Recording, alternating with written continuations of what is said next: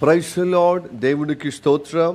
కూడి వచ్చిన వారందరికీ ప్రభువైన యేసు నామములో శుభములు తెలియజేస్తున్నాను. ఓకే, ఈ సమయంలో రండి మనము వాక్యానికి ఫోకస్ చేద్దాము. అందరము వినిపించు చెవులు గ్రహించే మనసుతో సిద్ధపడదాము. ముందుగా దేవునికి వందనాలు తెలియజేస్తూ కూడి వచ్చిన వారందరికీ ప్రేమపూర్వకంగా 3 ప్రాంతాల్లో చూస్తున్నవారు చూడబోతున్న వారికి కూడా ఆహ్వానిస్తూ శుభం తెలియజేస్తూ మరొకసారి వందనాలు తెలియజేస్తున్నాను. రండి, మొదటి దినవృత్తాంతముల గ్రంథము 4వ అధ్యాయము. మొదటి దినవృత్తాంతముల గ్రంథము 4వ అధ్యాయము 9వ వచనం, 9-10 వచనాలు. బట్ మొదటిగా 9వ వచనం చదువుదాం. యబ్బేజు తన సహోదరుల కంటే ఘనము పొందినవాడై ఉండెను. వేదన పడి ఇతని కంటేనని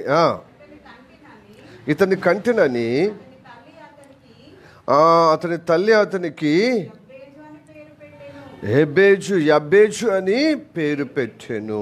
ఈ వాక్యం మన వినికిలో దేవుడు ఆశీర్వదించునుగాక. ఆమె చిన్న ప్రార్థన చేద్దాము.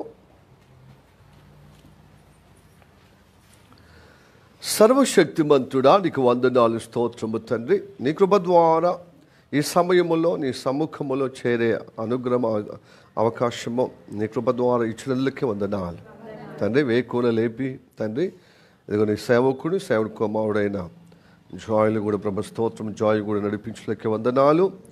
ఈ సమయంలో తండ్రి ఎంత అరిబురుగా వచ్చినా ఇదిగో ప్రభా గంట లేటుగా వ్యవధిగా నీ బిడ్డలు హైదరాబాద్లో కానీ వరంగల్లో కానీ వేచి నిరీక్షించిన బిడ్డలకందరికీ తగిన ప్రతిఫలం అనుగ్రహింపబడుగాక. ప్రభు స్తోత్రం తండ్రి. ఇప్పుడు స్థానికంగా వచ్చిన బిడ్డలు కూడా ప్రభు అయ్యా జగిత్యాల్లో, వరంగల్లో, హైదరాబాద్లో ఎంతమంది అయితే ఈ సమయంలో వచ్చి ఉన్నారో వారందరిలో నీ కార్యము జరుగుటకు వారి మనస్సు, వారి హృదయము, వారి యొక్క శరీరము నీకు సంపూర్ణంగా అర్పించుకున్నట్టుకు సహాయం చేయమని ప్రార్థన చేస్తున్నారయ్యా. మా శరీరం, ప్రాణం, ఆత్మ నీకు అప్పచెప్తే తప్ప నీ సన్నిధిలో ప్రభు మేము దీవించబడలేము, బలపరచబడలేము, నీ కృపలో స్థిరపరచబడలేమయ్యా. అట్టి అనుగ్రహం మాకు కలుగ చేయమని ప్రార్థన చేస్తున్నాం తండ్రి. అందరూ చెవియోగ్య విధంగా, అందరూ ప్రభు మనసు పెట్టి ప్రభు వాక్యం వినే విధంగా కటాక్షించమని ప్రార్థన చేస్తున్నాం. నీ సేవకుడు ప్రభు జ్ఞానము ఎర్రివాడు, జ్ఞానం లేనివాడు ఎర్రివాడు తండ్రి. అయ్యా నీ సిలువ చాటు ఇదిగో మరుగుపరుచుకుని రక్తం ద్వారా పరిశుద్ధపరిచి నీ అభిషేకం ద్వారా నాతో మాతో అందరితో మాట్లాడమని ప్రార్థన చేస్తున్నాం. తన మాలో ఆత్మీయ ప్రభావం కలగాలయ్యా. ఆత్మీయ మార్పు దయచేయాలి ప్రభు. మా జీవితాలు మార్చబడాలి నీకు అనుకూలంగా.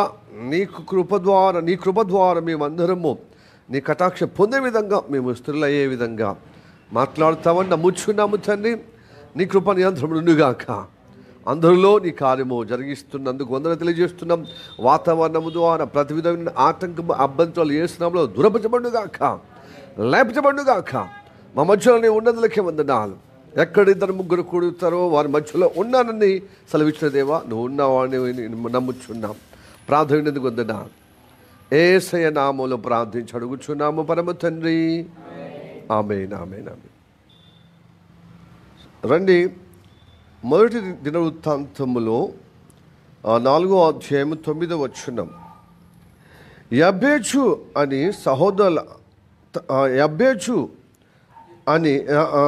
యబ్బేజు తన సహోదరుల కంటే ఘనము పొందినవాడై ఉండెను.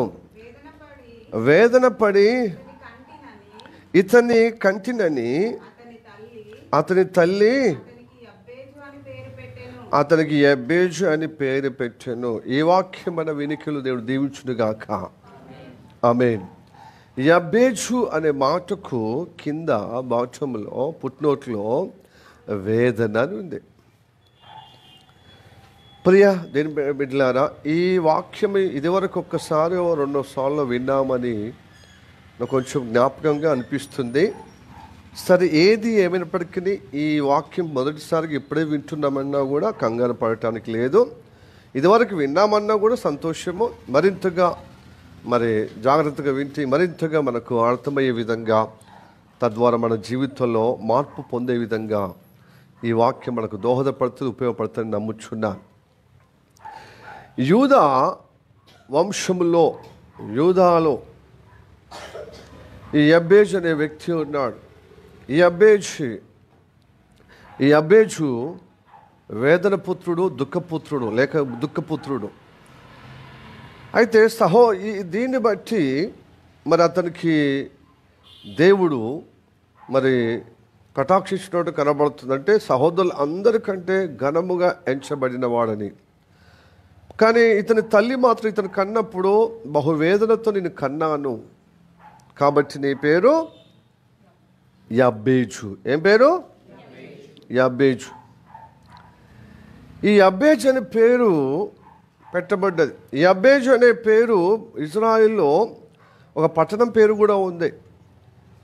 ఆ పట్టణము ఇదే గ్రంథములో మొదటి దినవృత్తాంతములో 2వ అధ్యాయము 55లో కూడా ఉంది. చూడండి, యబ్బేజు కాపురము అంటే ఇదొక ప్రాంతం. చరిత్రకారులు చెప్తున్నారు ఇప్పుడు ఈ బైబిల్లో చెప్పబడినటువంటి యబ్బేజు అనే ప్రాంతము ఇప్పుడు యూదా దేశములో, ఇజ్రాయెల్ దేశంలో కనబడతలేదు, రావట్లేదు. బహుశా కాలక్రమేపీ అది కనుమరుగైపోయిందేమో, ఆ ప్రాంతం లేకుండా పోయిందేమో, దానికి బదులుగా ఇంకో పేరు వచ్చి ఉండొచ్చేమో. ఇప్పుడు ఒక ప్రాంతం పేరుగా కనబడుతుంది, ఇప్పుడు ఒక మనిషి పేరు కూడా కనబడుతుంది. యబ్బేజు అనే మాటకు వేదన లేకపోతే దుఃఖపుత్రుడు అనే అర్థం వస్తుందని మనం వాక్యంగా వింటున్నాం. సాధారణంగా ప్రతి తల్లి వేదనతోనే ఒక కుమారుడికి అంటది కదా. మరి ఇతని స్పెషల్ ఏంది? తన సహోదరులకు లేని ప్రఖ్యాతగా మరి ప్రాముఖ్యంగా లేకపోతే ప్రత్యేకంగా చెప్పబడుతున్నాడు ఇతడు. నేను వేదనతో కంటిని ఇతన్ని కనుక ఇతని పేరు యబ్బేజు అని మరి నామకరణం చేసినట్టుగా కనబడుతుంది. అంటే మిగతా సహోదరులు సాధారణంగానే ఈ లోకంలో ఏ విధంగా వేదననో అలాగనే ప్రతి తల్లి ఒక కుమారుని కన్నప్పుడు, ఒక సంతానము ఒక శిశువుని కన్నప్పుడు వేదనతోనే, అలా సందేహం ఏం లేదు. కానీ వారికంటే ఎక్కువగా ప్రాణం పోయేంతగా లేక మిగతా సహోదరుల కంటే ఇతన్ని కన్నప్పుడు బహువేదన, బహు దుఃఖం, పాశమంతా అంటే మరణించేంతగా పరిస్థితి అయి ఉండవచ్చు అని ఈ వాక్యాన్ని బట్టి మనకు అర్థమవుతుంది. హల్లెలూయా, ప్రైజ్ ది లార్డ్. సాధారణంగా ఏ తల్లి అయినా సుఖమైన కాన్పు అనేది ప్రార్థన చేయడం మట్టు, కానీ సుఖమైన కాన్పు ఎవరికి కలగదు, అందరికీ వేదన.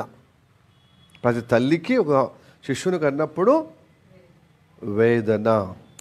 ఏంటంటే నీ తల్లి కన్నప్పుడు నీకు ఆమెకు ఏమొచ్చింది? పురిటి నొప్పులు వచ్చినాయి, వేదన. దేవునికి స్తోత్రం. హల్లెలూయా, హల్లెలూయా. బైబిల్లో ఆ మాట ఉంది, ఏమని? ఒక స్త్రీ ప్రసవ వేదనతో ఒక శిశువును కంటది అనే వాక్యం ఉంది. చూద్దాం. యోహాను సువార్త 16వ అధ్యాయము, యోహాను సువార్త 16వ అధ్యాయము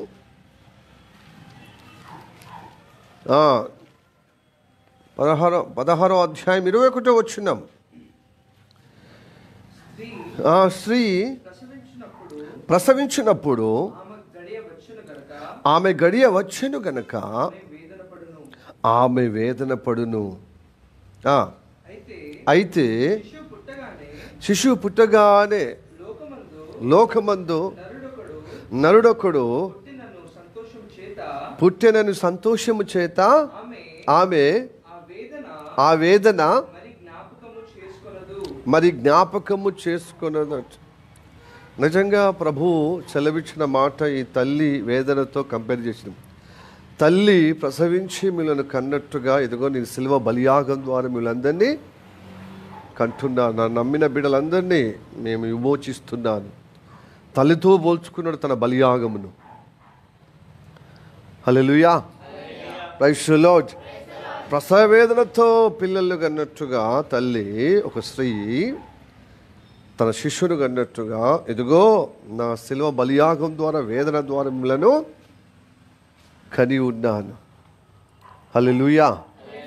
ఒక తల్లి ఒక శిశువును, ఒక కుమారుని కన్నప్పుడు, ఒక బేబీని కన్నప్పుడు ప్రాణం పోయి ప్రాణము వస్తుంది. కొన్నిసార్లు అయితే చనిపోతారు కూడా. హల్లెలూయా, ప్రైజ్ ది లార్డ్. చనిపోతారు కూడా. అయితే ఇక్కడ చాలా భయంకరంగా మరణ అంచులు మరణిస్తూనేమో అని అంత వేదన పొందుతుంది కదా. అప్పుడు శిశువు జన్మించినప్పుడు, ఒక బేబీ జన్మించినప్పుడు లోకములో అంత వేదన పొందిందో, లోకంలో ఒక కుమారుణ్ణి, ఒక కుమార్తెను, ఒక నరుణ్ణి, ఒక మనుషుని నేను కని ఉన్నానని ఆ వేదనంతా మర్చిపోయి ఆ శిశువుని బట్టి, ఆ మనిషిని బట్టి బహుగా సంతోషిస్తుందట. ఇది తల్లులకు ఇచ్చిన గొప్ప అనుగ్రహం. హల్లెలూయా, ప్రైజ్ ది లార్డ్. మరి అందరూ వేదనతోనే కనబడే వాళ్ళే. ఈ మధ్యకాలంలో అయితే ఆపరేషన్, పెద్ద ఆపరేషన్, సిజేరియన్ చేసి పిల్లలు. ఆ తర్వాత ఆ సమయంలో ఒకవేళ వాళ్ళ వేదన తట్టుకోలేరు, బిడ్డ అడ్డం తిరగడమో, లేకపోతే బిడ్డకు, లేకపోతే కడుపులో ఉన్న బిడ్డకు, తల్లికి ప్రమాదం, ఎవరికొకరికి ప్రమాదం అన్నప్పుడు ఏం చేస్తారు? తప్పని పరిస్థితుల్లో ఏం చేస్తారు? ఆపరేషన్, సిజేరియన్ చేసి ఆపరేషన్ చేస్తారు. అయితే అప్పుడు వాళ్ళకు వేదన ఉండకపోవచ్చు. తర్వాత ఏమవుతుంది? కుట్లతో ఇబ్బంది అవుతుంది. కొన్ని వారాలకు వరకు నొప్పి బాధ ఉంటుంది. కానీ నార్మల్ డెలివరీ మాత్రము చనిపోయి బ్రతికే అంతగా ఉంటుంది అన్నమాట. వాళ్ళు చనిపోతారు, ఇంచుమించు చనిపోయేంతగా పరిస్థితి అన్నమాట. అయితే సాధారణంగా ఇలాగనే కదా అందరూ స్త్రీలు ఒక శిశువు అన్నప్పుడు, ప్రసవ వేదన ఉన్నప్పుడు ఇలానే కదా. మరి ఈయనకేంది స్పెషల్ అంటే, అందరికంటే నేను కనేటప్పుడు తల్లి బహు వేదన పొందిందన్నమాట. చాలా వేదన. అందుకొరకే అందరినీ భరించగలిగింది తల్లి. ప్రాణం పోయి ప్రాణం అంతా వచ్చే, కానీ అందరికంటే, తన సహోదరులు అందరికంటే ఈయన వేదన ఎక్కువ అయింది, రెట్టింపై ఎక్కువ. అది వర్ణించలేనంత వేదన. ఆ వేదన బట్టే మిగతా వారికంటే నిన్ను ప్రసవించేటప్పుడు, నిన్ను కనేటప్పుడు బాహు వేదన పొందానని యబ్బేజ్ అని పేరు పెట్టింది. హల్లెలూయా, ప్రైజ్ ది లార్డ్. ఈ కాలములో దేని బిడ్డలారా, సంతానం అనేది గగనమైపోయింది. ఐటీఐ కంపెనీలు చేసేవారు కానీ, వివిధ మెడిసిన్ చేసిన వారు కానీ, వివిధ వ్యాపారం చేసేవారు కానీ, రకరకాల కారణాల బట్టి భర్తలో భార్యలో ఏదో ఒక బలహీనంగా ఏర్పడి ఈ మధ్యకాలంలో చాలామంది కాబట్టి ఇవి మరి చాలా పుట్టగొడుగుల్లాగా పెరక్కస్తుంది కేంద్రాలు, సంతాన సాఫల్యం కేంద్రాలు. దాంట్లో ఇప్పుడు ప్రధానంగా వినబడుతున్న సృష్టి అని కేంద్రము నిర్వహిస్తున్నారు. అంటే వైద్య కేంద్రంగా నిర్వహిస్తున్నారు. హైదరాబాద్లో కానీ, సికింద్రాబాద్లో, విజయవాడలో, విశాఖపట్నం ప్రముఖ మన తెలుగు రాష్ట్రాల్లో బాగా అది ముఖ్య కేంద్రాలుగా ఉన్నాయి. సో మధ్యప్రదేశ్, ఛత్తీస్గఢ్, ఒరిస్సా, రాజస్థాన్, మహారాష్ట్ర మొదలైనటువంటి ప్రాంతాల్లో నుంచి కూడా సేకరిస్తున్నారట. అయితే ఈ రోజులలో అది పెద్ద కుంభకోణంలో బయటపడ్డది. భార్య భర్తలు ఏదో ఒక ఇబ్బందిని బట్టి వాళ్ళకు సంతానము కోసం వచ్చినప్పుడు వీళ్ళు ఏం చేస్తున్నారు? భర్తనో భార్యనో బలహీనత ఉందని చెప్పి మేము ఇంక్యుబేటర్లో మరి మీరు అంటే ఫలదీకరణ చేసే విధంగా స్పర్మ్, ఆమె ఉన్న యొక్క అండము, ఆమె శుక్ర కణాలు తీసి ఫలదీకరించే ఒక ఇంక్యుబేటర్లో పెడతాం అని ఒక విధానం కొన్నిసార్లు చేసి ఉండొచ్చు వారు నమ్మబలకటానికి. ఆ తర్వాత సరోగసి, అద్దే అమ్మను వీళ్ళ భార్య భర్తలది వీళ్ళు కనటానికి, ఆ స్త్రీ మోయటానికి సాధ్యం కాదు, అలా శక్తి, అలా బలం లేదు, ఒక శిశువును, ఒక బేబీని కనటానికి అంత అని చెప్పి అదే ఒక తల్లులను పేదవారిని 2-3 లక్షలు ఇస్తా అని చెప్పి వీళ్ళు ఏం చేస్తున్నారు, 40 లక్షలు 50 లక్షలు అని ఇట్లా చేసి సరోగసి ఎక్కువగా జరుగుతుంది. ఈ సరోగసి యొక్క విధానం చేసి వీళ్ళకు డబ్బులు రావడం వల్ల ఏమవుతుందంటే వాళ్ళకు బలహీనత ఉన్నా లేకున్నా డబ్బుల విషయాన్ని బట్టి ఏం చేస్తున్నారు, వాళ్ళకు భార్య భర్తల లోపాలు ఉన్నా లేకున్నా అందరు సరోగసికి లేకపోతే ఇంక్యుబేటర్లో పెడతా ఉన్నారు. అయితే ఈ మధ్యకాలంలో చాలా ఇన్వెస్టిగేషన్ జరుగుతుంది. రోజు రోజుకు ఆ కుంభకోణం బయటపడిన కొద్ది అంటే ఆశ్చర్యపోయే విధంగా అవుతుంది. ఇప్పటికీ వాళ్ళ డొంక అంతా బయటపడుతూ ఉంది. అంటే పిచ్చోళ్ళు ఉంటారు కదా, ఆ పిచ్చోళ్ళు రోడ్డు మీద తిరుగుతున్న వాళ్ళని తీసుకొచ్చి మంచిగా స్నానం చేపించి అన్నం పెట్టి బిర్యానీ పెట్టాట, వాళ్ళకు స్పామ్ కలెక్ట్ చేసుకుంటారట. స్త్రీలది, పురుషులది. ఇది భార్య భర్తలని చెప్పుకుంటూనే వీళ్ళది భార్య అండం కాదు, భర్తది శుక్ర కణము కాదు, అంటే స్పామ్ కాదు, వేరే ఆ పిచ్చి వాళ్ళది తీసుకొని ఫలదీకరణ అండమును ఈ శుక్రకణమా ఆ ఫలదీకరణ చేసి ఇదిగో ఒక తల్లి గర్భంలో, అంటే అద్దెకు తల్లి ఉంది కదా సరోగసి అని, ఇది మీదే అని చెప్పి అట్లా కొన్ని 70-80 అట్లాగా బయటపడ్డాయి. ఎంక్వైరీ చేసిన కొద్ది దాదాపు 30 మంది డాక్టర్లు అరెస్ట్ అయ్యిండు. ఇప్పటికు అరెస్ట్ చేసుకున్నారు, స్వాధీనపరుచుకొని వాళ్ళతో ఇంకా ఎంక్వైరీ చేస్తూ ఉన్నారు. ఇది మూట, పెద్ద మూట. ఇది రాజస్థాన్లో, మధ్యప్రదేశ్లో, మహారాష్ట్రలో, ఒరిస్సా, ఛత్తీస్గఢ్లో ఇలాగా చేసి వాళ్ళ మనుషులు పెట్టుకొని మరి ఎవరు కొంచెము ఇబ్బందిగా ఉన్నారో వారిని తీసుకొని వారి యొక్క సంతాన సాఫల్యానికి తగిన విధంగా వాళ్ళ యొక్క వీర్యము, వాళ్ళ యొక్క అన్నము సేకరించి ఇలాగా పెద్ద మొత్తంగా చేస్తున్నారు. ఎందుకంటే ఎదుటి వ్యక్తి యొక్క అవసరత సొమ్ము చేసుకోవటానికి డాక్టర్లు కూడా ఏం చేస్తున్నారు, డబ్బుకు అమ్ముడు పోయి డబ్బుకు బానిసైపోయి మొత్తం తప్పు ట్రాక్లో పడిపోయారు.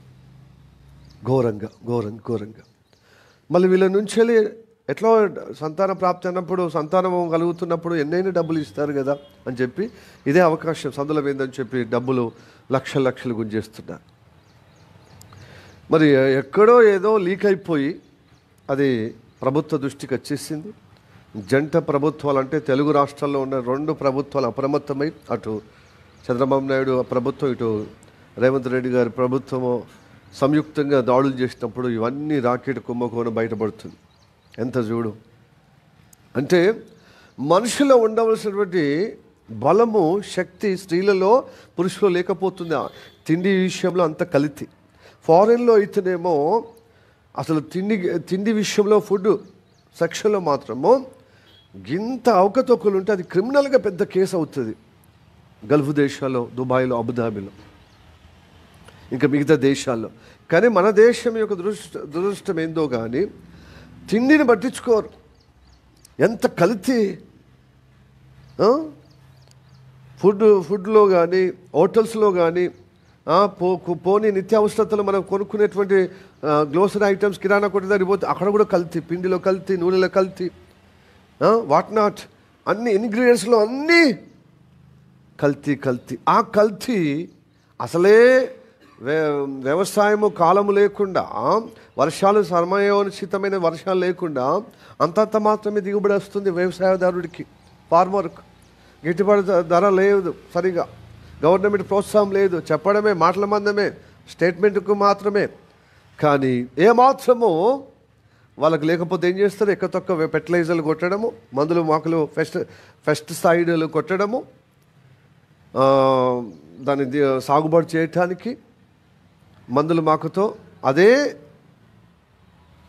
బలహీనమైనటువంటి పంట, దాంట్లో ఇంకా కల్తీ. సో వెరస్ ఏమైపోతుంది, విత్తనాలు, నకిలీ విత్తనాలు, ఆ భూమి సేద్యం న్యాచురల్ కాకుండా, ఫెర్టిలైజర్లు చల్లుతూ కొడుతూ మందులు మాకులు కొడుతూ మళ్ళీ అవి పంట చేతికి వస్తే దానిలో ఎన్నో నకిలీ విత్తనాలు, అంటే నకిలీ విధంగా మార్చేయబడుతుంది. అది హోటల్కి వచ్చిన హోటల్లో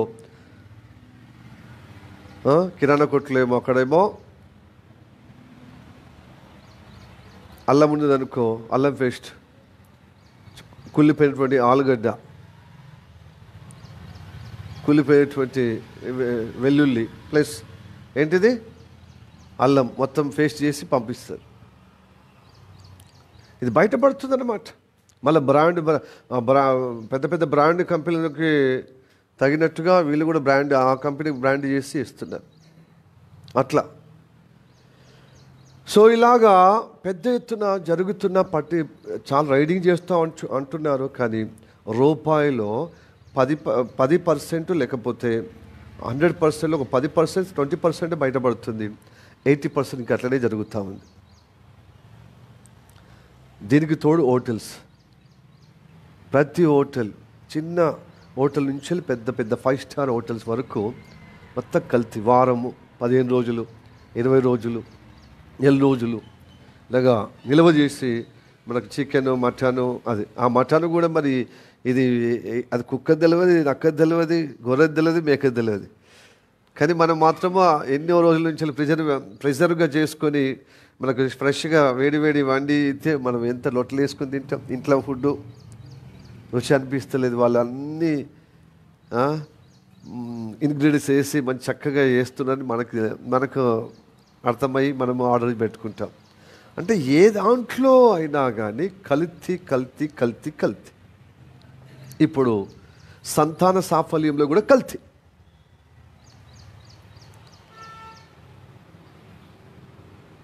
ప్రైజ్ ది లార్డ్, హల్లెలూయా. అందరూ ఒప్పుకోరండి, ఎందుకంటే ఇది ఒక వ్యభిచారం టైపే కదా. బేతేలుగు దాటి ఇప్పుడు బెత్లెహేం అను ఎఫ్రాతా మార్గంలో వెళ్తున్నప్పుడు తనకి ప్రియమైనటువంటి భార్యలు, ఆయనకి ఎంతమంది భార్యలు చెప్పండి? లేయా మొదటి భార్య, రాహేలు రెండో భార్య, వీళ్ళతో పాటు ఇద్దరు జిల్పా, బిల్హా, జిల్పా. ఈ నలుగురితో కలిసి సంతానం ఎంతమంది? 12 మంది. ఎంతమంది? ఈ నలుగుట్లో చాలా ప్రేమగా చూసుకున్న వ్యక్తులు ఒక వ్యక్తి ఉన్నారు. ఆయన భార్యలు ఎవరు చెప్పండి? రాహేల్. యాకోబుకి ఇష్టమైన భార్య రాహేల్ ఇదివరకే యోసేపు జన్మించాడు. తర్వాత పొలిమేరు ఇక ఎంటర్ అయ్యారు. బెత్లెహేము ప్రాంతమైన ఎఫ్రాతా ప్రాంతానికి వచ్చాడు. బెత్లెహేము ఎఫ్రాతా ప్రాంతానికి ఆ మార్గానికి వచ్చినప్పుడు ఆమె చాలా నిండు శూలాలు, ఆమె ప్రసవించే సమయం అయింది. అక్కడ ఆగిపోయారు. ఈమె బాగా అంటే పొద్దులు నిన్నే అంటారు కదా, కాన్పు అక్కడ జరిగిందన్నమాట. అయితే ఆమె మిగతా అంటే యోసేపు కానీ తన అక్క విషయంలో కానీ తన దాసుల విషయంలో కానీ ఏమాత్రం అంత వేదన పొందలే. వేదన ప్రతి శిశువు జన్మించినప్పుడు వేదనే, కానీ ఆ వేదనకు ఇంక మించి బహువేదన కలిగి ఆమె కూడా ఒక కుమారుని కన్నది. అప్పుడు మంత్రస్థానం అంటే భయపడకు, భయపడకు, నీకు మళ్ళీ కుమారుడు పుట్టిండు అన్నప్పుడు ఈమె ప్రాణాలు పైకి వెళ్ళిపోతున్నాయి. అంత వేదన అన్నమాట. చదువుదాం ఆదికాండము 35వ అధ్యాయము 16, 17, 18 వచ్చిన చదువుదాం. ఆదికాండము 16, 17, 18. ఆమె ఎఫ్రాతాకు 16 ఎఫ్రాతాకు వెళ్ళు మార్గములో మరికొంత దూరం ఉన్నప్పుడు రాహేలు ప్రసవించుచు ప్రసవ వేదనతో ప్రయాసపడెను. ఆమె ప్రసవం వలన ప్రయాసపడుచున్నప్పుడు మంత్రసాని ఆమెతో భయపడకుము, ఇదియు నీకు కుమారుడు అగునని చెప్పాను. ఆమె మృతి పొందెను. ప్రాణము పోవుచుండగా ఆమె అతని పేరు బెనోని అనేను. చూడండి, ప్రాణం పోతుంది ఆమెకు. అంత వేదన, ప్రయాస వేదన. సేమ్ ఎబ్బేజు లాగానే ఆయనను కలిగినప్పుడు తన తల్లి వేదన పడుతూ, మిగతా కుమారుల కంటే, మిగతా మీ అన్నదమ్ముల కంటే, సహోదరుల కంటే నువ్వు బహువేదనతో నువ్వు జన్మించిన బిడ్డ అని దుఃఖపుత్రుడుగా ఏ విధంగా, వేదన పుత్రుడిగా ఏ విధంగా, దుఃఖం కలుగజేయవాడని, వేదన కలుగజేయవాడని ఏ విధంగా పేరు పెట్టాడో, ఇప్పుడు ఈ బెంజమీన్ కూడా జన్మించే సమయంలో బెనోని కదా, బెనోని అని పేరు పెట్టి, బెనోని కింద ఏమున్నా చెప్పండి బాటంలో, నా దుఃఖపుత్రుడు. చూడు, దుఃఖపుత్రుడు. ఎబ్బేజుకు పోలి కనపడుతుందా లేదా? దుఃఖపుత్రుడు. ఇతడు కూడా దుఃఖపుత్రుడు. అయితే అలా తండ్రి ఏం చేసి చూడండి, ఆ కంటిన్యూషన్. అతని తండ్రి అతనికి బెంజమిన్ అని పేరు పెట్టెను. హల్లెలూయా. బెంజమిన్ అంటే మాటకేంటిది? కుడి చేత పుత్రుడు, కుడి చేత పుత్రుడు. హల్లెలూయా. ఈ దుఃఖపుత్రుడు, ఈ వేదన పుత్రుడు, వారి వేదన జీవితము, తన జీవిత కాలం అంతా ఆ వేదనలో, ఆ బాధలో, అయ్యో నేను జన్మించినప్పుడు మిగతా సహోదరుల కంటే, మిగతా అన్నదమ్ముల కంటే నేను బహు దుఃఖము కలిగించే విధంగా నా తల్లికి చేసి ఉన్నాను. నేను ఆయాసం చేశాను మిగతా వారి కంటే, నేను ఆయాసంగా బ్రతుకుతున్నాను, నా బ్రతుకు ఆయాసంగా అయిపోయింది నా తల్లికి అని చెప్పి ఎంత మదనపడి ఉండొచ్చు వాళ్ళు. ప్రియా సహోదరుడా, సహోదరి, హల్లెలూయా. మా కుటుంబంలో ఒక కజిన్ కూడా అంతే. అరే వాడు కొంచెం బలహీనంగా ప్రవర్తిస్తే, నువ్వు బెట్టం చోడివిరా, నువ్వు తల్లిని నమ్ముకున్నావురా అని అతన్ని అన్నప్పుడు వాడికి ఎంత బాధ. ఎందుకంటే వాడు పుట్టిన ఒక సంవత్సరానికే తల్లి చచ్చిపోయినప్పుడు వాడు ఏదైనా మిస్టేక్ చేసినా, ఏదన్నా గోల చేసినా పెద్దవారు అనేవారు అనమాట, ఏమని? నీ తల్లిని నమ్ముకున్నావురా, నీ ప్రవర్తన బట్టి, అసలు నేను కనకపోతే మంచుకోండి. నేను కని ఆమె అలాగా మృత్యు పాలైంది, ఆమె చనిపోవడం కారణమైంది. అట్లాగా వీళ్ళు, నేను అనుకుంటాను ఈ యొక్క యబ్బేజు అలాగా మనసు గాయపరిచే విధంగా పెరిగాడని నమ్ముచున్నాను. నువ్వు వేదన పొందా, నువ్వు వేదనతో నేను తల్లి కన్నది. బహుశా నేను అనుకుంటున్నాను, ఇక్కడ క్లారిటీగా మూలవాక్యులు క్లారిటీగా చెప్పలేకపోయినప్పటికీ, ఈ బెంజమిన్ బెనోని అని పేరు పెట్టింది చూడు, రాహేలు కన్నప్పుడు, తన చిన్న కుమారుడు కన్నప్పుడు ఆమె ఎలాగ మృతి పొందే ముందు బెనోని అనే పేరు పెట్టిందో, ఒకవేళ యబ్బేజు తల్లి కూడా ఆయన బహువేదనతో కలుగుతున్నప్పుడు ఆమె మరణించే సమయంలో ఈ యబ్బేజు అని పేరు పెట్టి ఉండొచ్చు. తల్లి కూడా చనిపోయి ఉండొచ్చు అని నేను నమ్ముచున్నాను. కారణం ఆ వేదన, ఆ దుఃఖము, దుఃఖపుత్రుడిగా, వేదన కలగజేసిన కుమారుడిగా అయిపోయానని తను చాలా మదనపడుతూ ఆ ఇజ్రాయేలు దేవుడు ఏం చేసి తెలుసా? ఆ ఇజ్రాయేలు దేవుడు గొప్పతనాన్ని గమనించి తెలుసుకొని ఈ యబ్బేజు ఏం చేసి తెలుసా? మొరపెట్టడం మొదలుపెట్టిండు. తండ్రి, నేను నా జీవితం, సో నా తల్లి నన్ను వేదనతో కన్నది, ప్రయాసంతో కన్నది అని అదే పేరు వచ్చేటట్టుగా, ఆ మీనింగ్ ఉన్నట్టుగా నా పేరు అయింది. కాబట్టి అందరూ నన్ను వేదనగా చూస్తున్నాను. ప్రియ దేని బిడ్డలారా, మనం కూడా యేసయ్య రక్తమావులతోని, ఆయన ప్రసవేదనతోని, అనగా ఒక తల్లి ప్రసవేదనతోని ఒక కుమారుడు కన్నట్టే వీళ్ళందరినీ శిలువ బలియాగం ద్వారా వీళ్ళందరినీ కంటున్నాను అన్నాడు కదా.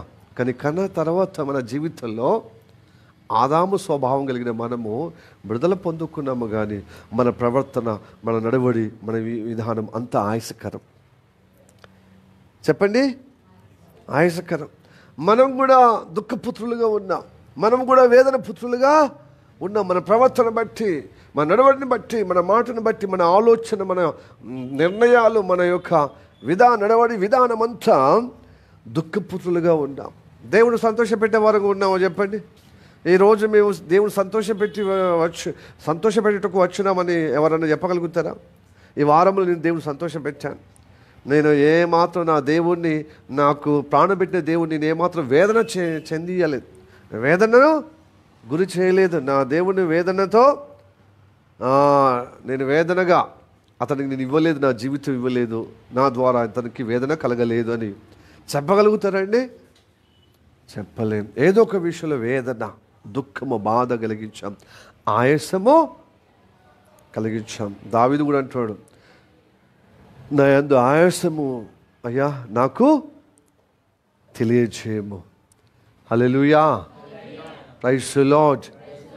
కంపల్సరీ మనం ఆదాం పిల్లలుగా రక్షణ పొందినప్పటికీ మన స్వభావం ఇంకా తడబాయిస్తూనే ఉంటున్నాం. అంటే వేదనకరంగా, దుఃఖపరంగా, ఆయనకు ఆయాసకరంగానే మనం ఉన్నాం.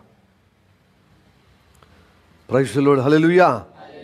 అయితే ఒక విషయం, ఈ బెంజమిను గ్రహించిన నమ్ముచున్న తండ్రి చెప్పే విధానంలో, ఇజ్రాయిల్ దేవుడు గొప్ప దేవుడురా, యాకోబు ఆ దేవుడి గురించి చెప్పి ఉండొచ్చు, అన్నదమ్ములతో చెప్పినప్పుడు వినవచ్చు.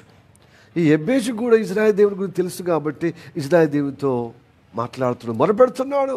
ఈ దుఃఖమైనటువంటి నా జీవితాన్ని, వేదనకరమైనటువంటి నా పుట్టుబడిని, నా ఉనికి అయ్యా ఏమాత్రం బాగలేదయ్యా, నా అన్నదమ్ముల కంటే ఘోరమైన హీనంగా, దుఃఖంగా, వేదనగా ఉన్నాను అని ఈ ఎబ్బేజు ప్రార్థించవచ్చు, ఈ బెంజమిన్ కూడా ప్రార్థించవచ్చు, బెనోని దుఃఖపుత్రుడు కూడా ప్రార్థించవచ్చు.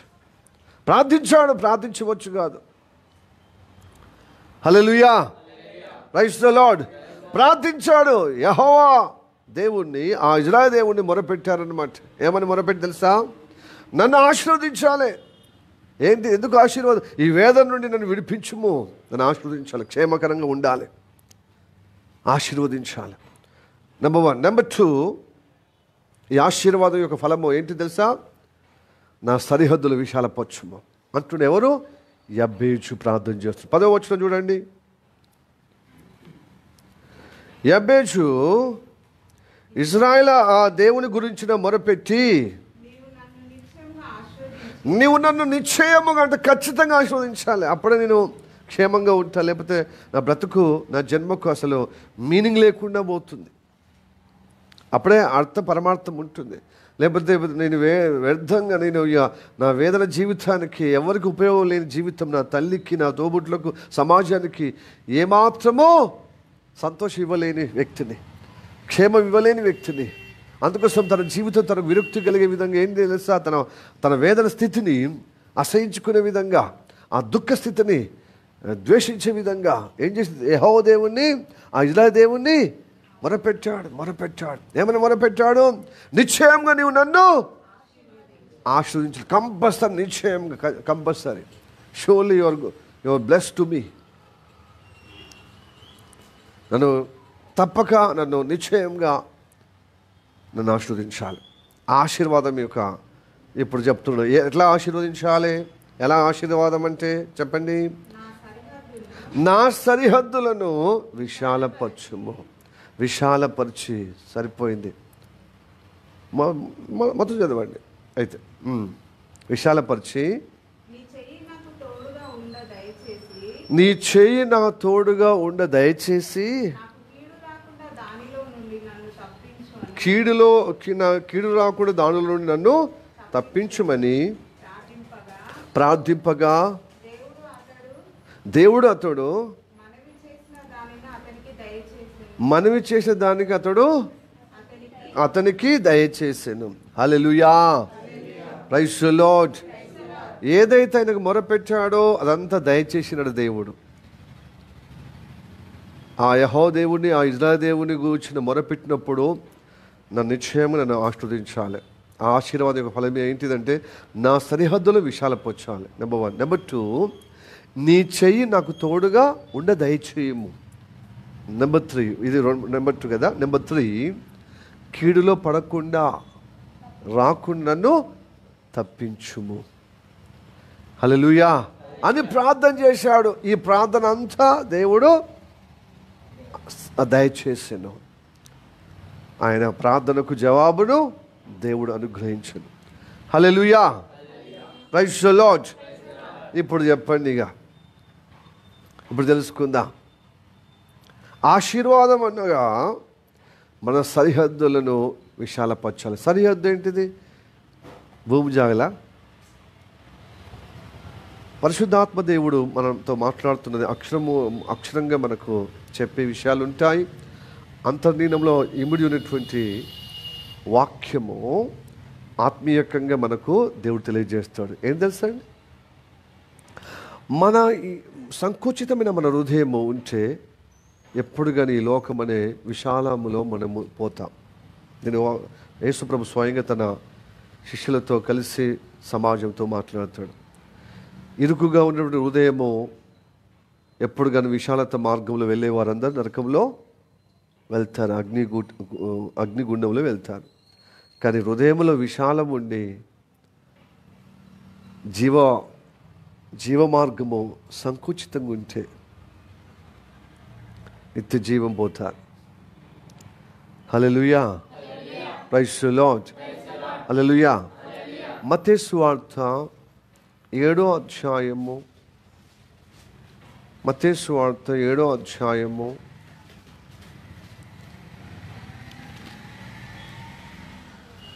13వ వచనం 14వ వచనం. ఆ ఇరుకు ద్వారమున ప్రవేశించుడి, నాశనమునకు పోవు మార్గము వెడల్పును, ఆ దారి విశాలమై ఉన్నది, దాని ద్వారా ప్రవేశించువారు అనేకులు. జీవమునకు పోవు ద్వారము ఇరుకును, ఆ దారి సంకుచితమై ఉన్నది, దాన్ని కనుగొనువారు కొందరే. హల్లెలూయా. ఇదిగో ఇరుకు ద్వారము ప్రవేశించుడి, ఇది కనిపెట్టువారు, ఇది సంకోచితమైన మార్గం, దీన్ని కనిపెట్టేవారు కొందరే. కానీ విశాలమైన మార్గం ఉందే, వెడల్పు మార్గము, దాన్ని కనిపెట్టేవారు అనేకులు. అది ఎక్కడ తీసుకుపోతుంది చెప్పండి? నాశనమునకు, నరకానికి తీసుకుపోతుంది. ఇప్పుడు మన జీవితంలో సరిహద్దులు విశాలపరచమని ప్రార్థన చేసిన ప్రార్థనకు మనం ఎలా అర్థం చేసుకోలేదు, దేవుడు మనతో ఏ విధంగా అర్థం చేసుకునే విధంగా మాట్లాడుతున్నా తెలుసా అండి? మన హృదయం విశాలపరచుకోవాలి. హల్లెలూయా, ప్రైజ్ ది లార్డ్. మన హృదయం విశాలంగా లేకపోతే ఆ ఇరుకు మార్గంలో, ఆ సంకుచితమైన మార్గంలో మనము ప్రవేశించలేము.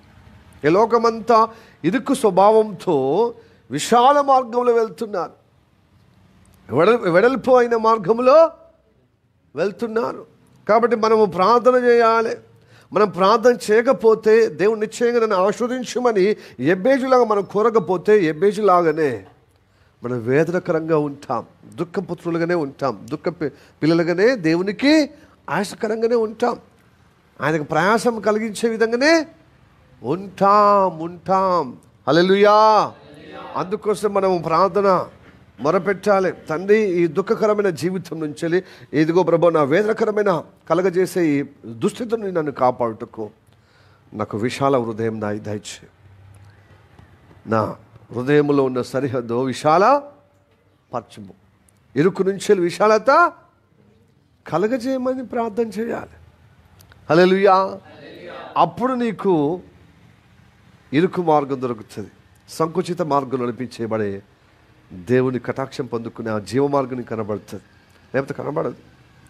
హల్లెలూయా, ప్రైజ్ ది లార్డ్. మన సోమవారం రోజున సహోదరి ఇంటికి పోయినప్పుడు చూస్తే ఇల్లు చిన్నగానే ఉంది. వీబీఎస్ కార్యక్రమం వచ్చినప్పుడు దాదాపుగా వాళ్ళ అక్క చెల్లెళ్ళు, ఒక చెల్లె, రెండో చెల్లె పిల్లలే 4. చిన్న చెల్లె, ఇద్దరు పిల్లలు మొత్తం వెలిసి మళ్ళీ వాళ్ళ బంధువులు కూడా పట్టుకొచ్చు. బంధువు సహోదరికి ఇద్దరు పిల్లలు.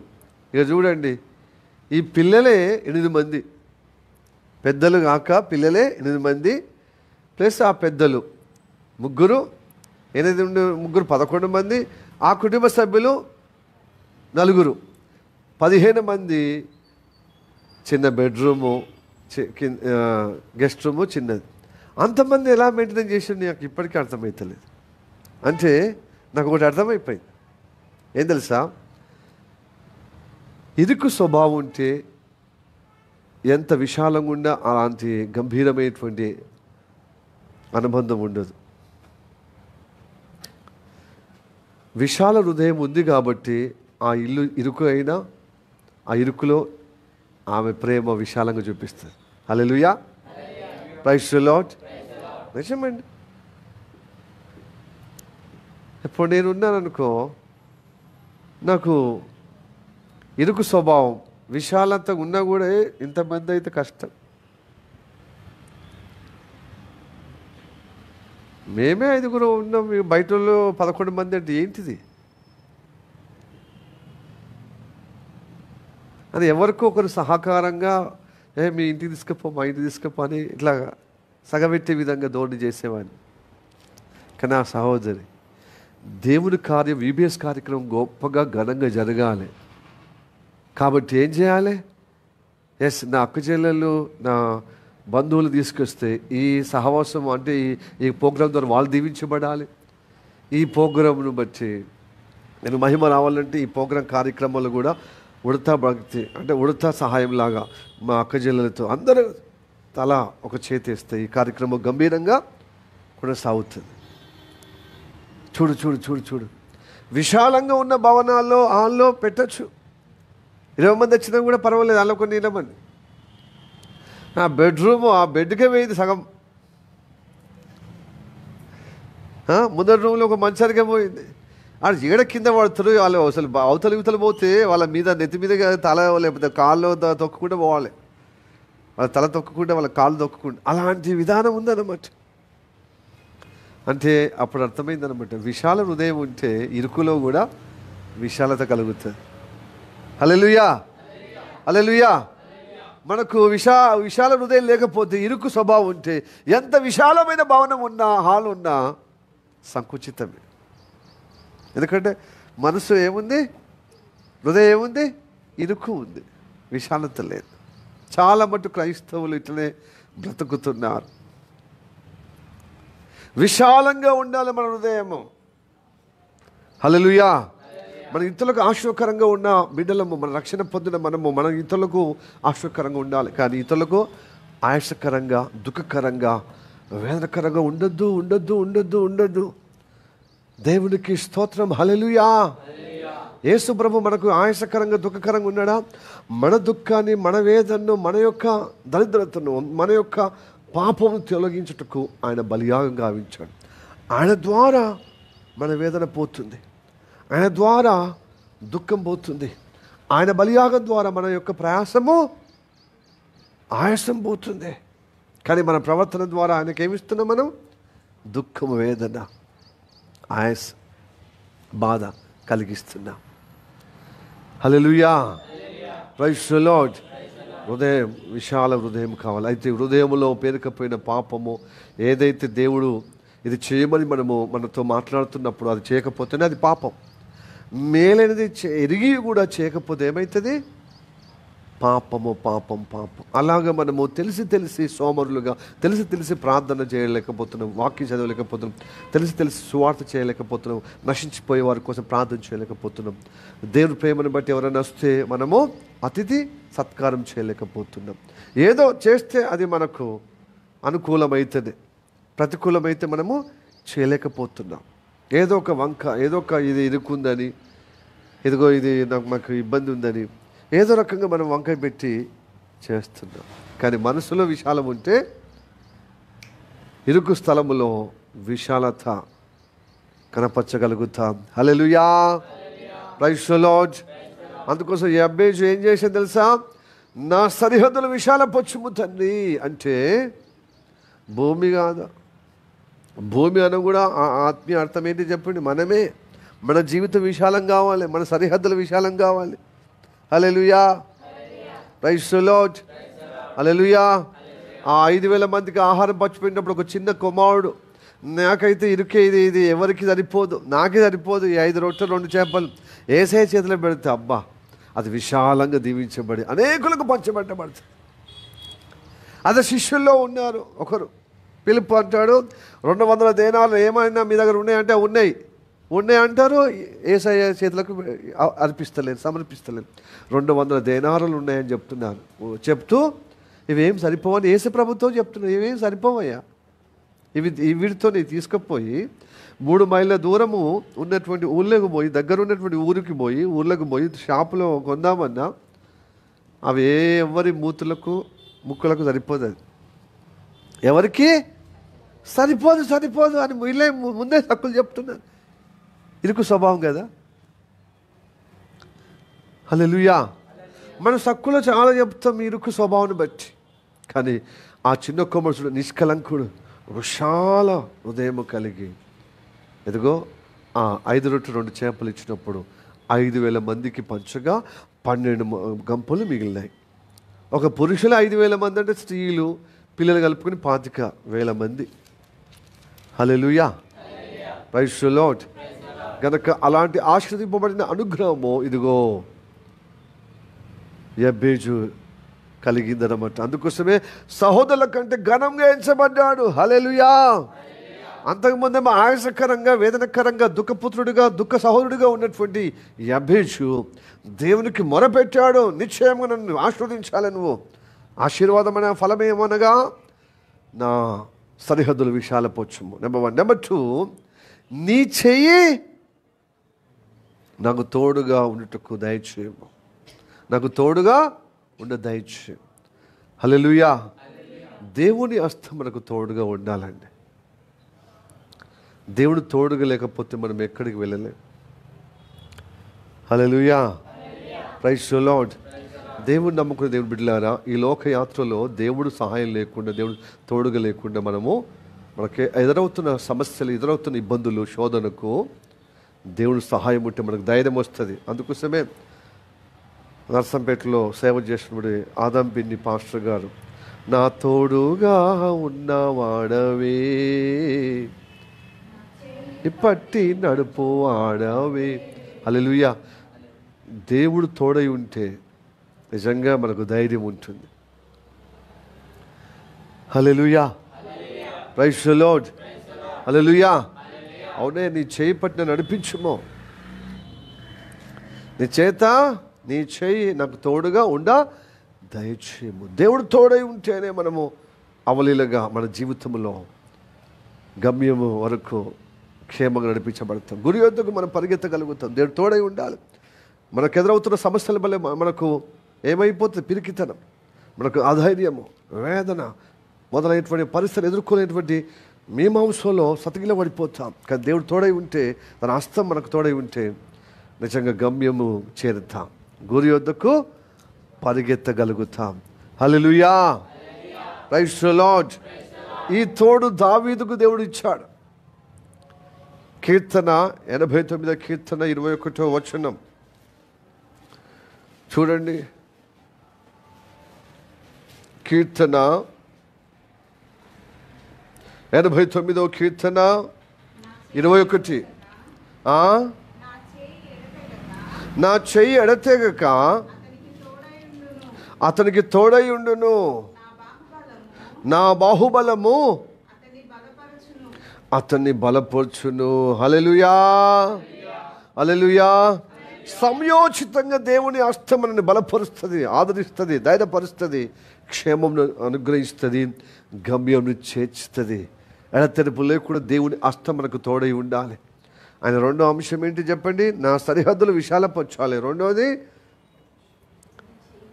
నీ చెయ్యి నాకు తోడుగా దయచేయము. హల్లెలూయా, ప్రైజ్ ది లార్డ్. ఇదిగో ఇక్కడ కీర్తనకారుడు కూడా 89వ కీర్తనకారుడు ఏం చేయి, కీర్తనకారుడు ఏతాను లేవీయుడు అయిన ఏతాను, సంగీతకారుడైనటువంటి ఏతాను ఏమంటున్నాడు చెప్పండి? ప్రవక్త అయిన ఏతాను ఏమంటున్నాడు? దావీదు విషయమై చెప్తున్నాడు అనమాట. 21, నా చెయ్యి ఎడతెగక అతనికి తోడై ఉండును. దేవుని చేయట ఎడతెగకుండా, ఎడమ లేకుండా కంటిన్యూషన్గా దావీదుకు తోడై ఉండి ఆయన బాహుబలము చేత అతన్ని బలపరచును. ఎస్, హల్లెలూయా. ఎబ్బేజుకు అదే దేవుడు అనుగ్రహం పొందుకున్నాడు, మొరపెట్టాడు, నీ చెయ్యి నాకు తోడుగా ఉండ దయచేయమన్నప్పుడు దేవుని బాహుబలము చేత అతన్ని బలపరుస్తూ, ధైర్యపరుస్తూ, ఆదరిస్తూ గమ్యం చేరే విధంగా నడిపించాడు. దేవునికి స్తోత్రం, హల్లెలూయా, ప్రైజ్ ది లార్డ్. చివరిగా ఏం చేస్తాండి? కీడులో పడకుండా నన్ను తప్పించు కదా, కీడులో రాకుండా. ఈ కీడు ఎవరు తలపేస్తారండి? దుష్టుడు భక్తులు, ఈ దేవుని భక్తులకు వాడు ఎప్పుడు కీడు కల్పిస్తాడు. దుష్టుడు ఏం చేస్తాడు? కీడు. ఎస్, అందుకోసం ఎబ్బేజు ఏం చేసిండు? కీడులో పడపోకుండా నన్ను తప్పించేటకు నాకు సహాయం చేయమన్నాడు. నన్ను తప్పించుము. హల్లెలూయా. ఇలాగా నన్ను నిశ్చయమని ఆస్వాదించమని ఈ 3 తన సరిహద్దులు విశాలపరచమన్నాడు. నీ చెయ్యి నాకు తోడుగా ఉండ దయచేయమన్నాడు. కీడులో పడకుండా తప్పించుమని ప్రార్థించగా అతడు చేయనదంతయో, మనవి చేసినదంతా దేవుడు దయచేసాను. హల్లెలూయా. ఎబ్బేజులాగా మనం ప్రార్థన చేసిన దేవుడు అద్భుతం చేస్తాడు, యథార్థంగా మొరపెడితే. ఈ ఆశీర్వాదం మన జీవితంలో కావాలి. మన హృదయం విశాలపరచబడాలి. మన జీవిత యాత్రలో దేవుడు తోడయి మనని నడిపించాలి. సమయోచిత తన బాహుబలం చేత మన బలపరుస్తూ, ఆదరిస్తూ, ధైర్యపరుస్తూ గమ్యంలో చేరే విధంగా, ఇంకా దుష్టుని కీడులో పడిపోకుండా తప్పించుటకు ప్రార్థన చేయాలి. మీకు తెలుసా అండి, ఏసయ్య టీంలో చేరినటువంటి శిష్య బృందానికి ప్రారంభంలో ప్రార్థన చేయడానికి వాళ్ళకు చేత కాలే. ఎలా చేయాలో అర్థం కాలే. కొత్త వాళ్ళు కూడా అంటారు కదా, ప్రభులో వచ్చిన వారు అందరూ, మేము ఎలా ప్రార్థన చేయాలి పాస్టర్? వదనమ్మ, బ్రదర్, అక్క, సహోదరి, సిస్టర్, ఎలా ప్రార్థన చేయాలి నాకు తెలియట్లేదు అంటే మనం ఏమంటే నీకు ఎలా దోస్తాలా అంటే ఎలా ప్రారంభించాలి అని కొంచెం మీమాంసంలో ఆ శిష్యులు అడిగినట్టే మనం ఈ రోజులలో కూడా అడుగుతాం. Hallelujah, praise the Lord, praise the Lord, hallelujah. Okay, దేవునికి స్తోత్రం. అయితే శిష్యులు అడిగినప్పుడు యేసుప్రభు అన్నాడు, స్టెప్ బై స్టెప్ ఇలాంటి క్వాలిటీ కలిగిన ప్రార్థన మీకు ఉండాలి. పరలోక ప్రార్థన నేర్పించాలి. మీరు ప్రార్థన చేసినప్పుడల్లా ఈ పాయింట్స్ మీ ప్రార్థనలో కనబడాలి. అందుకోసం ఇప్పటికీ అదే ఆచారంగా ట్రెడిషనల్గా కొన్ని సిఎస్ఐ చర్చ్లో కానీ, కొన్ని పెంతెకోస్తలు, ఈ డినామినేషన్ ఆ డినామినేషన్ కాదు, రోమన్ క్యాథలిక్ వాళ్ళు ఎవరైనా దాదాపుగా ఈ ప్రార్థన బట్టి పడతారు, కంఠస్థం చేసి చెప్తారు. ట్రెడిషనల్గా ప్రార్థన అయిపోయే సమయంలో, చివరి సమయంలో అన్నా, లేకపోతే కీర్తన చదివిన తర్వాతనన్నా, మధ్యలో అన్నా, చివరి సమయంలో ఇది చెప్తారు. పరలోకమందున్న మా తండ్రి, నీ నామము పరిశుద్ధపరచబడునుగాక, నీ రాజ్యము వచ్చునుగాక.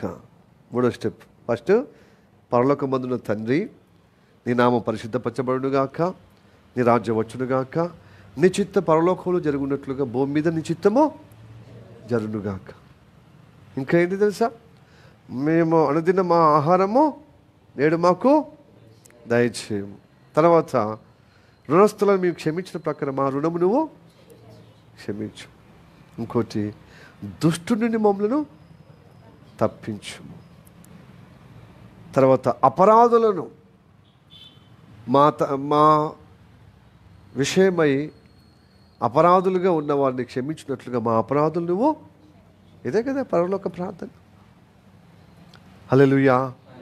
ఇప్పుడు పరలోక ప్రార్థనలో ఒక అంశము ఈ ఎబ్బేజీ ఎత్తిపట్టి ప్రార్థన చేస్తున్నాడు. కీడులు రాకుండా తప్పించుమని. మత్తయి సువార్త 6వ అధ్యాయము ఆ పరలోక ప్రార్థన విషయంలో ఉన్న ఈ వాక్యంని మనం చదువుదాం. మత్తయి సువార్త 6వ అధ్యాయం 13వ వచనం. మమ్మల్ని శోధనలోకి తేక దుష్టుడి నుండి మమ్మల్ని తప్పించుము. సరిపోయింది. శోధనలో తేక దుష్టుడు అనే కాడ పుట్నోట్స్లో ఏముంది? కీడు. కీడు పుట్నోట్స్లో ఏముంది? కీడు. దుష్టుడు అంటే ఏంటిది? కీడు. ఆ దుష్టుడు కీడు కల్పిస్తాడు మనుషులను. అందుకోసమే ఆదాము మొట్టమొదట మన ఆదపితుడైనటువంటి ఆదాములను ఏం చేసిన? కీడులో పడేసిండు వాడు దుష్టుడు. ఇప్పుడు మనం ఏం చేస్తున్నాం? వాళ్ళ కడపన పుట్టిన మనము ప్రభులో వచ్చిన తర్వాత కూడా ఆదాము స్వభావం ఒక మాటన పోదు. ఈ శరీరం ఉన్నంత వరకు ఆ వేదనలో మనం ఉంటాం. యబ్బేజులాగా, బెనోనులాగా. అంటే బెంజమిన్ పేరు ఏంటిది? తల్లి మరణించే సమయంలో పేరు పెట్టింది దుఃఖపుత్రుడిగా. ఏం పెట్టింది?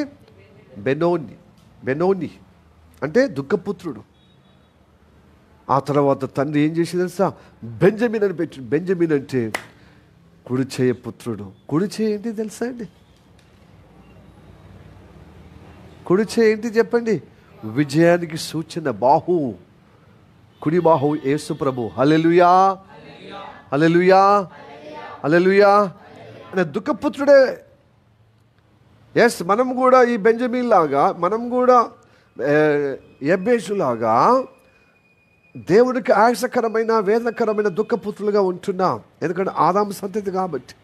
మన యందు ఏ సంతోషమో దేవునికి సమాధానం ఇచ్చే విధంగా, దేవుని సంతోషపెట్టే విధంగా, దేవుని గణపుచ్చే విధంగా, ఆయనకు ఉల్లాసభరితంగా మనం లేము. ఏదో ఒక విషయంలో మిస్టేక్ చేసి ఆయనకు ఆయాసం కలిగి ప్రతి ఆదివారం వస్తున్నాం. అయితే మన జీవిత యాత్రలో ఇవి యబ్బేజు ప్రార్థన ఉండాలి. దుఃఖంగా ఉన్న నా జీవితాన్ని నువ్వు విడుదల దయచేయాలి. ఏమని?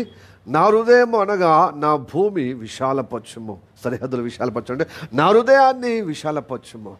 అప్పుడు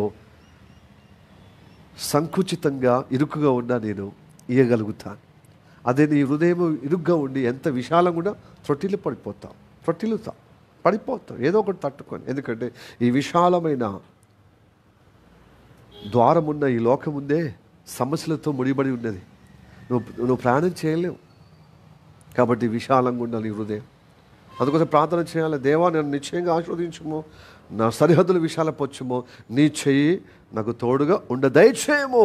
దేవుడి యొక్క హస్తం ఎడతెరిపి లేకుండా దావీదుకు తోడైనట్టుగా మనకు తాడై ఉంటే ఆ బాహు సమయోచితంగా మనం బలపరుస్తూ, ఆదరిస్తూ, క్షేమంగా నడిపిస్తూ, గమ్యం చేర్పిస్తుంది ఆయన బాహు, ఆయన హస్తం. హల్లెలూయా, ప్రైజ్ ది లార్డ్. చివరిగా కీడు నుండి తప్పించుము అంటే దుష్టుడి నుండి తప్పించుము అని ప్రార్థన చేసినప్పుడు ఆయన ప్రార్థన మనవి అంతా దయచేశాడు దేవుడు, అనుగ్రహించాడు దేవుడు. అందుకొరకే యబ్బేజు తన సహోదరులందరికంటే ఘనంగా ఎంచబడ్డాడు. హల్లెలూయా, ప్రైజ్ ది లార్డ్. యూదా గోత్రంలో ఉన్న వ్యక్తి ఇతడు యబ్బేజు. ఈ బెంజమీను కూడా యూదా దేశంలోనే ఉన్నాడు. యూదా దేశం, దక్షిణ దేశము యూదులతోనే ఉన్నాడు. ఎవరు? బెంజమిన్. ఉత్తర దేశంలో ఇజ్రాయెల్ ప్రజలు ఎఫ్రాయిము గోత్రం అంటే యోసేపు అన్నదమ్ములతో బోలే. యోసేపు ఉత్తర దేశానికి ప్రతినిధి కదా. అంటే ఎఫ్రాయిము పెద్ద కోమడు, చిన్న కోమడు, పెద్ద కోమడుగా దీవించబడ్డాడు కదా. ఎఫ్రాయిములో ఉన్నటువంటి మొట్టమొదటికి యారోబాము ద్వారా 2 రాజ్యాలుగా చీలిపోయింది కదా ఇజ్రాయెల్ దేశము. 10 గోత్రాలేమో ఉత్తర దేశం అన్నారు, అది ఇజ్రాయెల్ దేశంగా. దక్షిణ దేశమేమో యూదా దేశం. యూదా దేశంతో ఉండిపోయాడు బెంజమిన్, యూదుతో. ఎందుకంటే ఇతడు కుడిపుత్రుడు. అంటే దేవుడు కుడిపార్శ్వలో ఉంటాడు. తండ్రి దేవుని కుడిపార్శ్వలో యేసయ్య తన కుమారుడుగా కుడిపార్శ్వలో ఆసుడై ఉంటాడు. రేపు మనము పట్టపురాణిగా మనము కూడా యేసయ్యకు కుడిపార్శ్వంగా వధువు సంఘంగా తన భక్తి సమూహము ఉంటుంది. మనం కుడి చేవాటం, హల్లెలూయా, ఎడమ చేవాటం కాదు. కాబట్టి కుడి చేయి పుత్రుడై అని పేరు పొందాడు. ఎవరు? బెంజమిన్. హల్లెలూయా చెప్పండి. హల్లెలూయా, హల్లెలూయా. దుఃఖముతో తన తల్లి రాహేలు దుఃఖముతో కన్నది. దుఃఖంతో కాదు, మిగతా వాళ్ళందరూ దుఃఖంతోనే కనిచారు తల్లులందరూ. కానీ ఎక్స్ట్రా అంటే ఇంకా మిగతా కుమారుల కంటే బహు దుఃఖం అన్నమాట. అంటే మరణమాయించేంతకు దుఃఖం. మరణిస్తూ ఆ మరణించే కొద్ది సమయంలో బెనోని అని పేరు పెట్టి చచ్చిపోయి బెంజమిన్ తల్లి. ఇప్పుడు యాబేజు తల్లి కూడా అలా చనిపోయి ఉంటుందని నేను నమ్ముతున్నాను. ఎందుకంటే మిగతా సహోదరులు అందరూ వేదనతోనే పుడతారు ఈ లోకంలో. ఆ వేదన తప్పించుకొని ఏదో అప్పుడప్పుడు సిజేరియన్, ఇప్పుడు బాగా ఫ్యాషన్ అయిపోయింది. నార్మల్ డెలివరీ కంటే సిజేరియన్ అంటే పెద్ద ఆపరేషన్తోనే సంతానం అవుతుంది. తర్వాతనే నొప్పులు ఉంటాయి కదా, అది వేరే. కానీ నార్మల్ డెలివరీ చచ్చిపోయి బ్రతికే అంత వేదన ఓ తల్లి. అందరినీ ఆ విధంగానే కంటది. సాధారణంగా ఒక స్త్రీ ప్రసవ వేదనతో పిల్లలు కంటది, శిశువులను కంటది. కానీ వాళ్ళకంటే ఎక్కువగా వీళ్ళని కనేటప్పుడు తల్లి మరణించేంతగా వేదన పడ్డది. కాబట్టి ఆ వేదన ముద్ర తన జీవితంలో పట్టి పీడిస్తున్నది. కాబట్టి ఆ ఇజ్రాయేలు దేవుడికి మొరపెట్టారు. ప్రియా దేవులారా, యాబేజు లాగానే బెంజమిన్ లాగానే మన జీవిత యాత్ర ఆయాసకరమైన యాత్ర. దేవుడికి నలుగురికి మనతో ఎవరితోనైతే మనం మింగిల్ అవుతున్నాం వారికందరికీ ఆయాసకరమే, దుఃఖమే. మనము వాళ్ళకు దుఃఖపుత్రులుగా వేదనకరంగా ఉన్నాం. అయితే దేవుని దగ్గరికి వచ్చి ఆ యోసేపు ఒకవేళ యాకోబు ఒకవేళ తన కుమారుడికి తెలియజేస్తాడు, గొప్ప దేవుని గురించి తెలియజేసిండేమో. కాబట్టి మొరపెడితే దుఃఖపుత్రుడిని కుడిచే పుత్రుడిగా దీవించబడ్డాడు బెంజమిన్గా. అలాగనే యాబేజు కూడా ఇలాంటి వేదనతో నింపబడిన వాడు గనుక, తన సహోదరులందరికంటే చిన్నచూపు చూపబడిన వ్యక్తి గనుకనే ఆ ఇజ్రాయేలు దేవునికి మొరపెట్టాడు, తండ్రి నా స్థితిని మార్చుమని, నిశ్చయంగా నన్ను ఆశీర్వదించుము. ఎలాంటి ఆశీర్వాదం?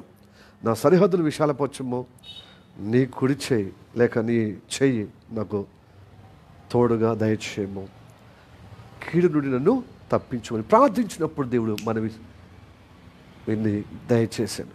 హల్లెలూయా, praise the Lord, praise the Lord, hallelujah. మనము ఈ స్థితిని అంటే యాబేజు ఏ విధంగా విడుదల పొందుకున్నాడో మనం అలాగే విడుదల పొందుకుందాం. బెంజమిన్ ఏ విధంగా విడుదల పొందుకున్నాడో అలాగ విడుదల పొందుకుందాం. ఎందుకంటే మనము దుఃఖమే, ఆయాసమే, ఇతరులకు వేదనకరమైన జీవితమే.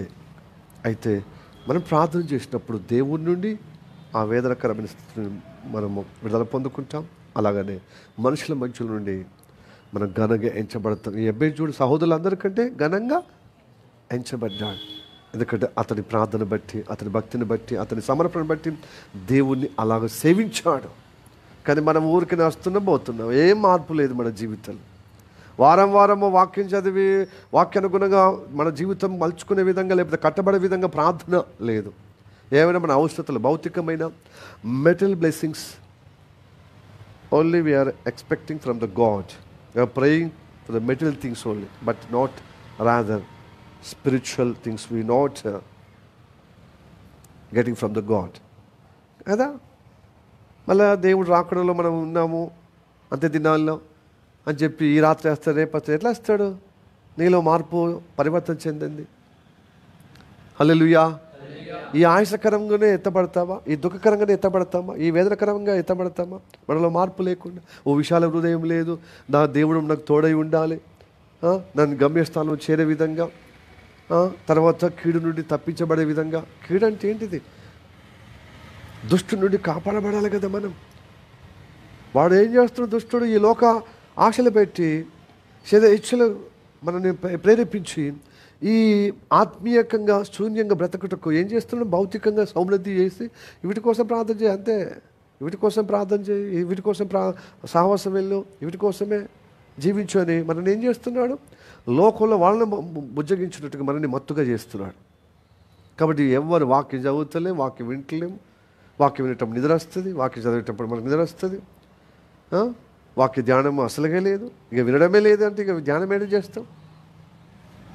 ఆ దుష్టుని ఆలోచన చొప్పున పాపల మార్గం నిలిచే అపహాసల కూర్చునే కాలక్షేపం నడుస్తుంది, రోజులు గడుస్తుంది. అందుకోసం దుష్టుడి యొక్క తత్వమే పొట్టులాగా తయారవుతుంది. ఎటు గాలి అంటే అటే గాలి విసిరినట్టుగానే పొట్టు పోతుందా? కొట్టుకపోతుంది కదా, అట్లనే. కానీ నీతిమంతులు ఉంటారండి. హల్లెలూయా, ప్రైజ్ ది లార్డ్. కనుక ప్రతి ఆదివారం ఎందుకు వస్తున్నాం అంటే మన జీవితం ఆయాసమును, వేదనను, దుఃఖమును తొలగించుకుంటున్నాం. నీ ప్రవర్తన నీకు దుఃఖం కలుగుతలేదా? ఎందుకంటే నీ శరీరానికి ఆత్మకు సంఘర్షణ ఒకదానికొకటి అపేక్షిస్తుంది కదా. అది ఆత్మ డైరెక్షన్ వేరు, శరీర డైరెక్షన్ వేరు. ఇవి నిన్ను ఏం చేస్తుంది? వేదనకరంగా చేస్తలేదా? బాధగా కలుగుతలేదా? దుఃఖం కలుగుతలేదా? మరి ఎబ్బేజ్లాగా మొరపెడితే దేవుడు సాయం చేస్తాడు. బెంజమిన్ లాగా మొరపెడితే దేవుడు కుడి హస్తపుత్రుడిగా నువ్వు దీవించబడతావు. హల్లెలూయా. అసలు కుడి అంటే ఏంటిది అంటే విజయం. చదవండి కీర్తన 98వ కీర్తన మొదటి వచనం.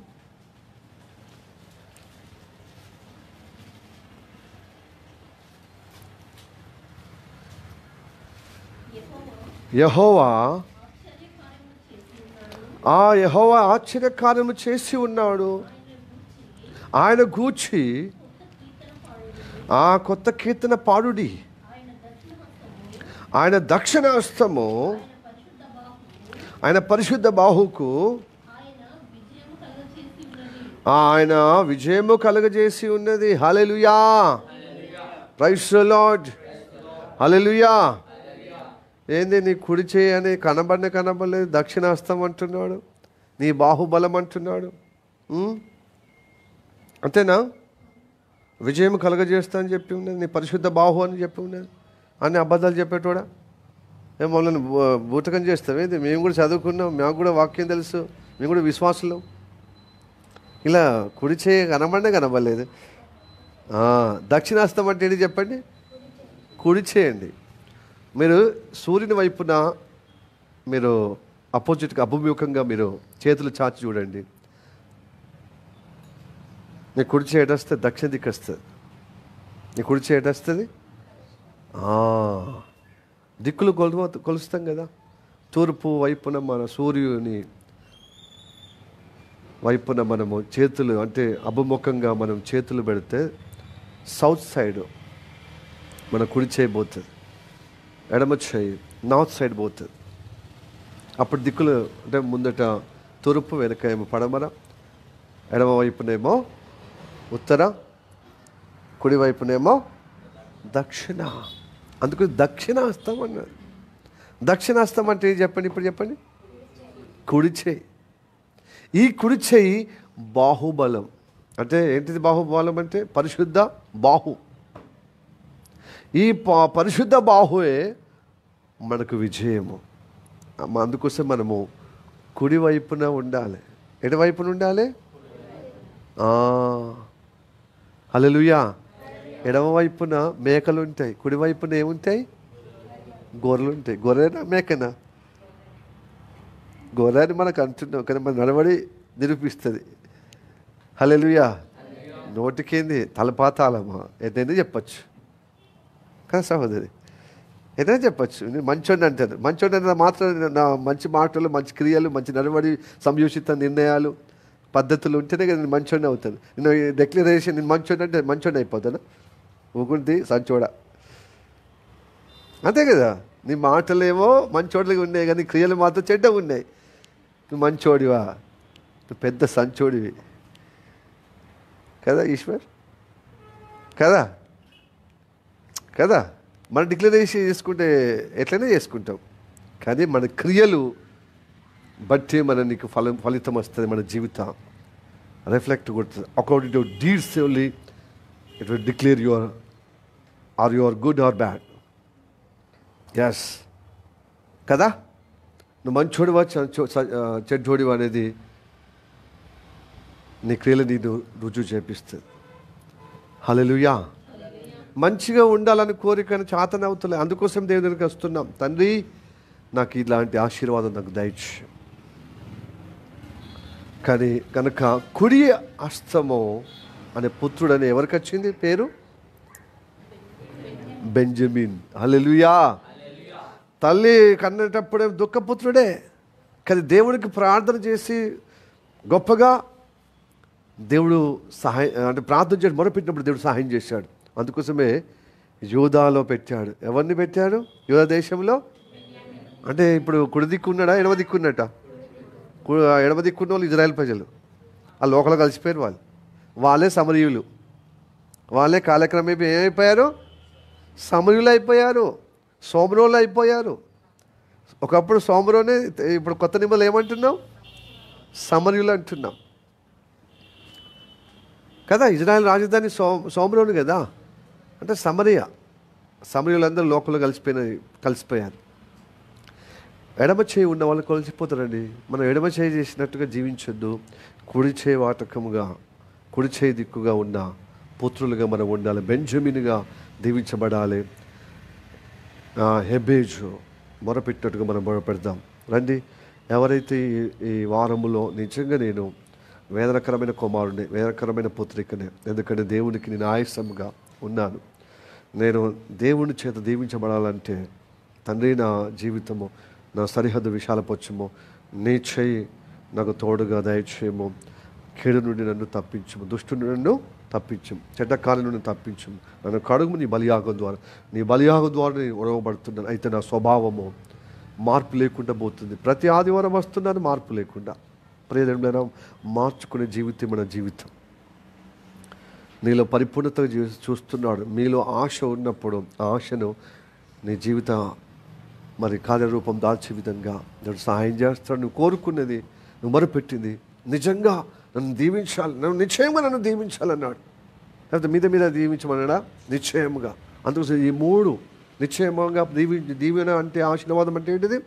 సరిహద్దుల విశాలపరచడం, నీ హస్తము నాకు తోడుగా దయచేయమని, కీడు నుండి నన్ను తప్పించు. ఇలా ప్రార్థన చేసి దేవుడు మన వీధి గొప్పగా దీవించాడు. తన సహోదరులందరికంటే దుఃఖపుత్రుడిగా వేదనగా ఉన్నటువంటి, ఆ వేదన కలగజేసిన కుమారుడైనటువంటి యబేజు సహోదరులందరికంటే ఘనంగా ఎంచబడ్డాడు. మనం కూడా అందరికంటే ఘనంగా ఎంచబడాలంటే ప్రార్థించాలి. అందుకోసం నేను వాక్యం ఉంది, కీర్తన 91 కీర్తన 14, నా నామాన్ని ఎరిగిన వాడిని నేను ఘనపరుస్తాను. ఇది దేవుణ్ణి ఎరగటం. తన నామాన్ని ఎరిగిన వాడిని ఏం చేస్తాడు? ఘనపరుస్తాడు. హల్లెలూయా చెప్పండి. హల్లెలూయా. అని ప్రేమించిన వాడిని నేను కీడును తప్పిస్తాను, నా నామం ఎరిగిన వాడిని నేను ఘనపరుస్తా అన్నాడు. హల్లెలూయా చెప్పండి. హల్లెలూయా. రండి ప్రార్థన చేద్దాం, దైవ అనుగ్రహం పొందుకుందాం. యబ్బేజులాగా, బెంజమిన్ లాగా. కమాన్. నమ్మికలుగా ప్రేమిస్తున్న మా పరలోకమందున్న మా తండ్రి, నీకు వందనాలప్ప. ఇదిగో ఈ వాక్యంగా ప్రభు విన్న ప్రతి బిడ్డను ప్రభు నువ్వు దర్శించి, అయ్యా యబ్బేజు లాంటి పరిస్థితి నా పరిస్థితి, ఇదిగో అలనాడు రాహేలు కూడా ఇదిగో ప్రభు తన కుమారుడిని కనేటప్పుడు తన చిన్న కుమారుడిని ఇదిగో స్తోత్రము తని బెత్లెహేము అనుబడు ఎఫ్రాతా అనే మార్గములో ఆమె నిండు అయ్యా శూలాలుగా ప్రభు గొప్పగా అయ్యా వేదన పొందుతూ దుఃఖము పొందుతూ మరణకరమైనటువంటి దుఃఖముతో ఒక కుమారుడి కన్నదయ్యా. ఆ కుమారుడికి తండ్రి ప్రభు స్తోత్రం తను బెనీనా అని పేరు పెట్టావయ్యా, పేరు పెట్టిందయ్యా. ఎందుకంటే నిన్ను కనేటప్పుడు బహువేదన చెంది ఉన్నాను. మరణించేంత వేదన, దుఃఖము కలిగే వేదన, మరణం కలిగే దుఃఖమని ఆ పేరు పెట్టి మనం చనిపోయిందయ్యా. అలాగ మేము మా ప్రవర్తన బట్టి, మా పుట్టుకను బట్టి, మా జన్మను బట్టి అయ్యా ఈ మన తల్లిదండ్రులను చంపే విధంగా ఆయాసకరంగా వారిని ఇబ్బందికరంగా జీవిస్తున్నామయ్యా. అంత మాత్రమే కాదయ్యా, స్తోత్రము తండ్రి, తోటి వారికి అక్క చెల్లెలకు అన్నదమ్ములకు తండ్రి దుఃఖకరంగానే ఉంటున్నాము, వేదనకరంగానే ఉంటున్నాం.